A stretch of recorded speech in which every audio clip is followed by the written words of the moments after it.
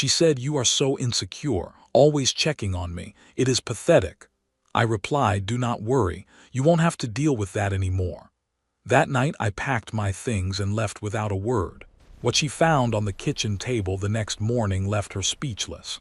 I am Connor, 29, and 7 weeks ago I discovered that trusting your instincts isn't insecurity, it is self-preservation. My girlfriend Mara and I had been together for just over 2 years. We met at a friend's wedding. We were both seated at the singles table in the back.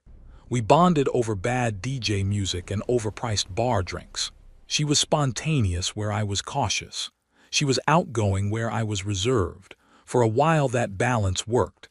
It felt like we completed each other. Then somewhere along the way it stopped working and started hurting.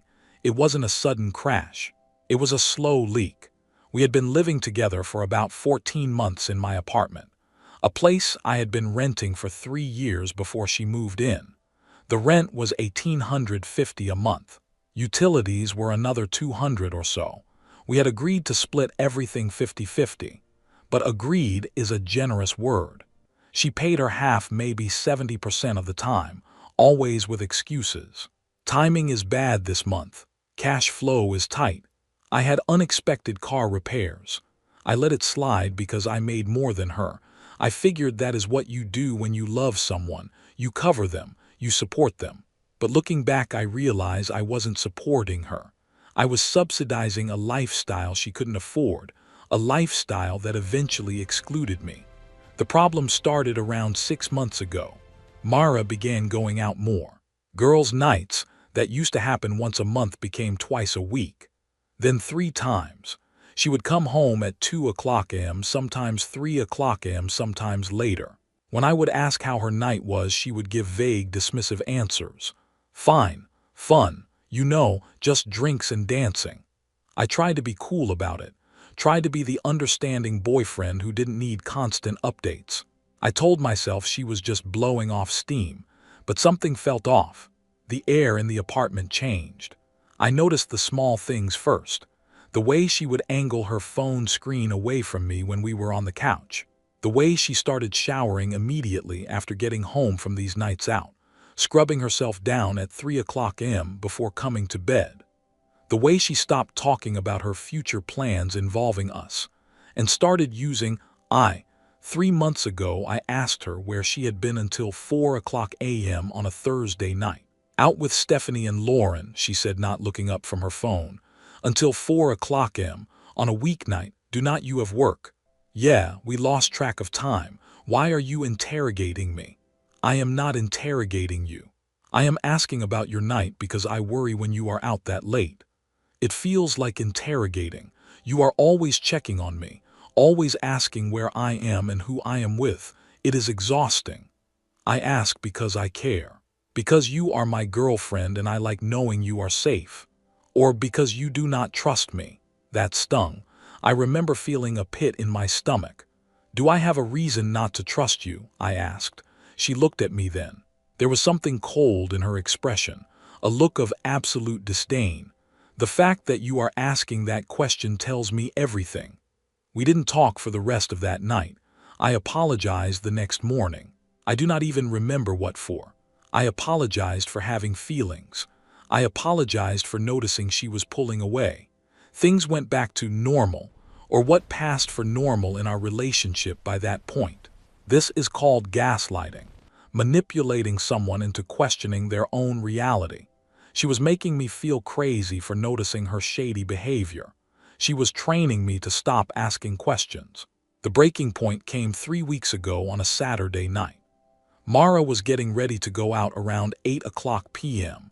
I was on the couch reading a book, trying to ignore the knot of anxiety in my chest that appeared every time she started doing her makeup on a weekend. She came out of the bedroom in a dress I had never seen before. Short, black, expensive looking. It wasn't the kind of dress you wear to grab beers with Stephanie. It was a date dress. New dress? I asked, trying to keep my voice neutral. Yeah. Picked it up last week. It is nice. Where are you headed? Downtown, meeting some friends. Which friends? She grabbed her purse, checked her lipstick in the hallway mirror, avoiding my reflection. Just some people from work. I thought you were going out with Stephanie and Lauren. They might show up later. I do not know. It is not like we have a formal itinerary, Connor. I am just asking." She spun around. Her eyes were blazing. "You are always just asking," she snapped. "You are so insecure, always checking on me. It is honestly pathetic." The word hung in the air between us. Heavy, ugly, pathetic. I set my book down slowly. The room went very quiet. "What did you just say?" "You heard me. You are insecure. You cannot handle me having my own life. Every time I go out you need to know every detail. Where I am going. Who I am with. When I will be home. It is suffocating. I ask because you are out 4 or 5 nights a week until 3 o'clock am, and you won't tell me anything about where you are or who you are with. That is not insecurity. That is noticing a pattern. There is no pattern. You are paranoid. Then show me your phone." Her face changed instantly. The color drained out of it. "Excuse me. If there is nothing to hide, show me your phone, right now. Unlock it and hand it to me." "Absolutely not. That is a huge invasion of privacy. We are in a relationship, Mara. We live together. I pay the rent you sleep under. I do not think asking to see your phone when you are behaving suspiciously is unreasonable. The fact that you think I am behaving suspiciously is the problem. This is what I am talking about. You do not trust me. You are always assuming the worst. I cannot live like this anymore." "Then do not," I said. She blinked, stopped her tirade mid-breath. "What? If it is so suffocating and pathetic living with me, then do not. Do not worry. You won't have to deal with that anymore." "Oh my God, you are being so dramatic." "I am being honest. I am tired of being called insecure for asking basic questions. I am tired of feeling crazy for noticing that you are distant and secretive. I am done." "Connor, stop. You are overreacting." "Maybe I am, but I would rather overreact and be wrong than ignore my gut and be right." She stared at me for a long moment, assessing the situation. She decided I was bluffing. She shook her head with a scoff. "Fine, I am going out. We will talk when I get back and you have calmed down. Do not bother coming back tonight." "What?" "Stay wherever you end up. Stay with Stephanie. Stay downtown. Stay wherever you have actually been spending your nights. Just do not come back here tonight. This is my apartment. It is my name on the lease. And tonight I want you gone." She opened her mouth to argue, then seemed to think better of it. She grabbed her keys. "You are going to regret this." "Probably not." She left, slamming the door hard enough to rattle the frame. The sound echoed in the empty apartment. I sat there for maybe 5 minutes, heart pounding, trying to figure out what I had just done. I felt terrified, but underneath the fear I felt a strange sense of relief. Then I got up and started packing. Update 1. The discovery. I didn't pack everything that night, just enough to get by for a week or two. Clothes, toiletries, laptop, important documents. I called my buddy Travis, who had been telling me for months that my relationship seemed toxic. He answered on the second ring. "You okay, man? It is almost 9 o'clock p.m. on a Saturday. Can I crash at your place for a bit?"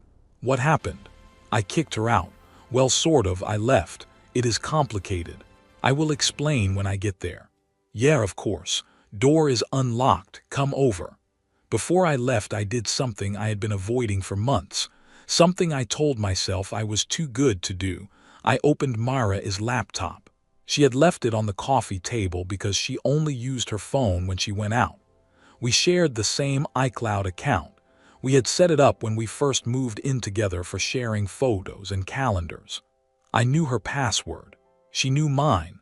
I had never looked through her stuff before, never had a reason to, or maybe I had just been too scared to confirm what I already suspected. I opened her messages app. It synced with her phone. I scrolled back through recent conversations. Stephanie, nothing suspicious. Lauren, just memes. Then I found one thread that made my stomach drop. The contact was saved as Dan Work. The messages went back 4 months.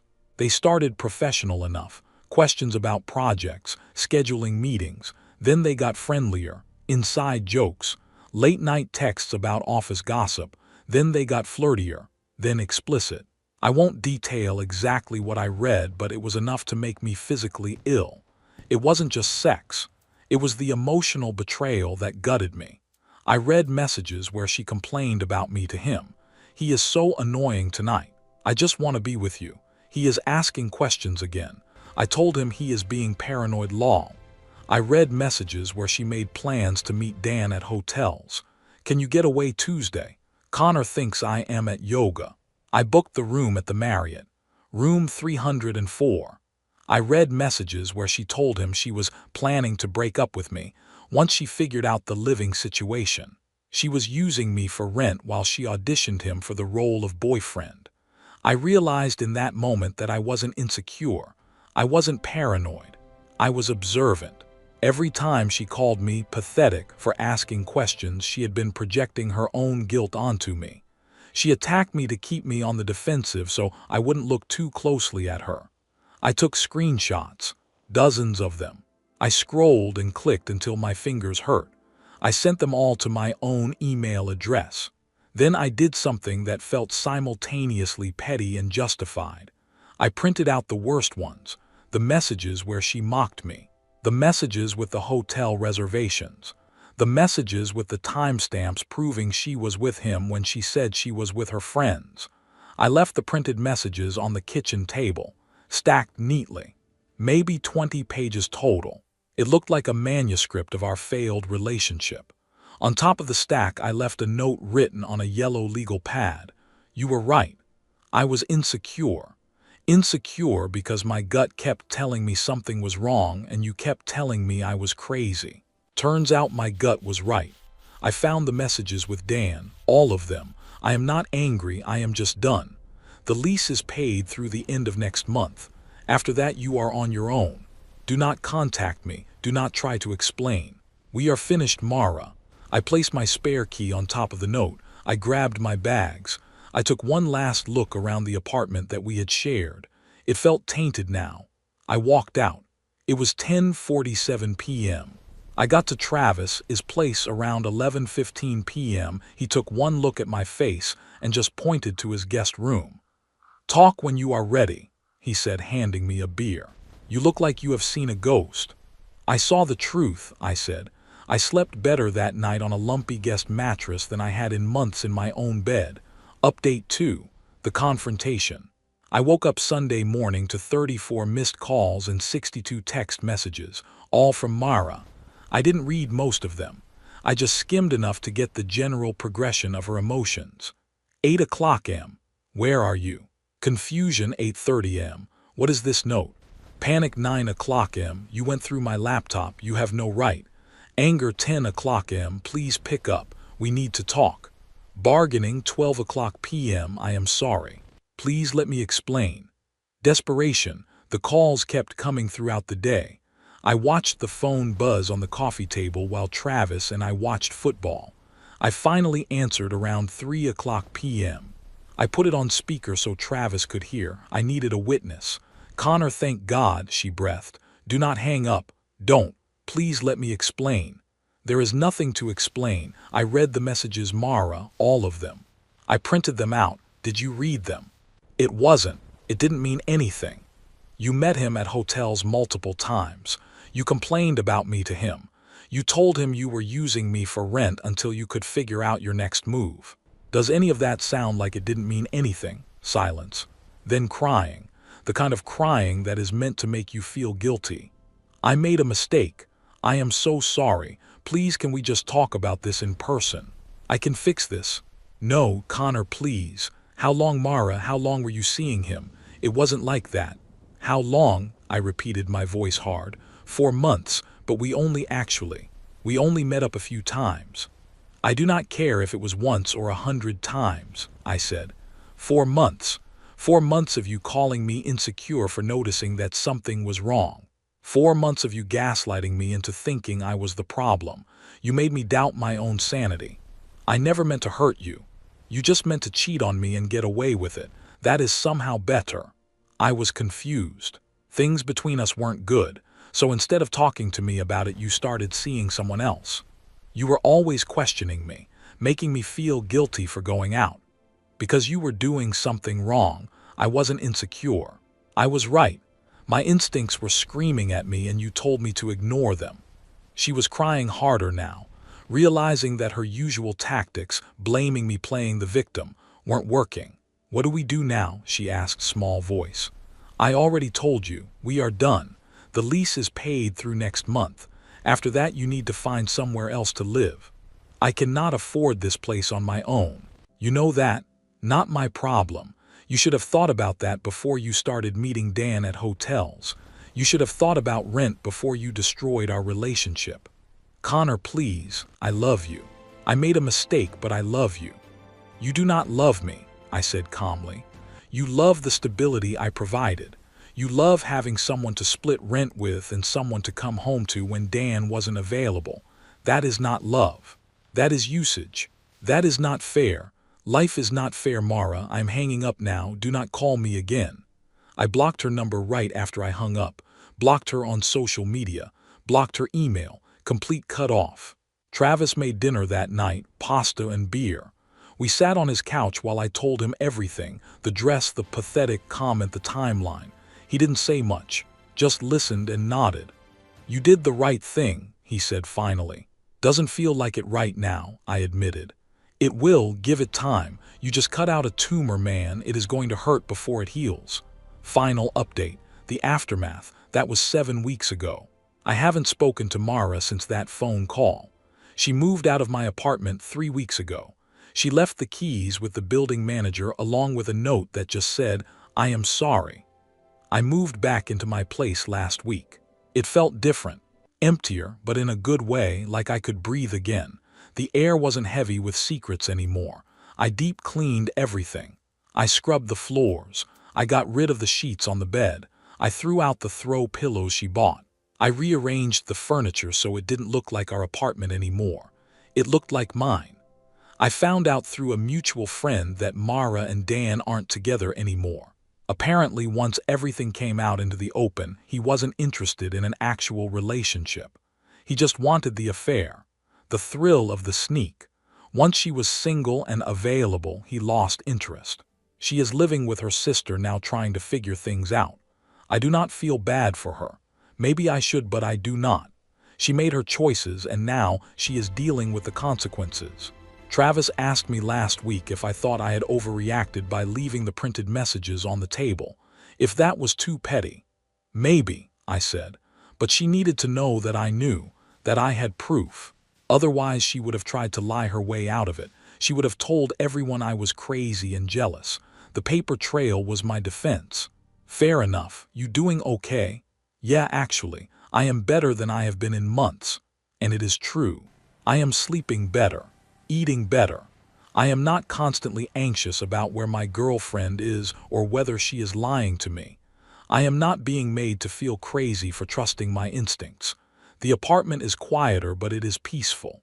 My phone isn't blowing up at 2 a.m. anymore. Nobody is calling me insecure for having basic expectations in a relationship. My mom asked me on the phone yesterday if I was dating anyone new.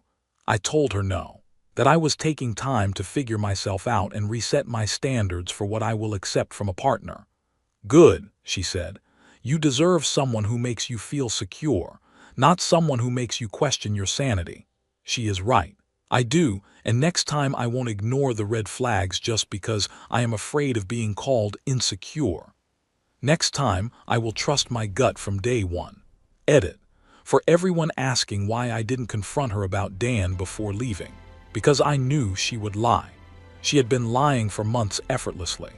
If I had asked her, she would have denied it, deleted the messages, and called me crazy again. The only way to end it cleanly was to remove myself from the situation completely and let the evidence speak for itself. Edit 2. Yes, I could have handled the printed messages thing differently. Some people think it was harsh. Others think she deserved it. I am somewhere in the middle.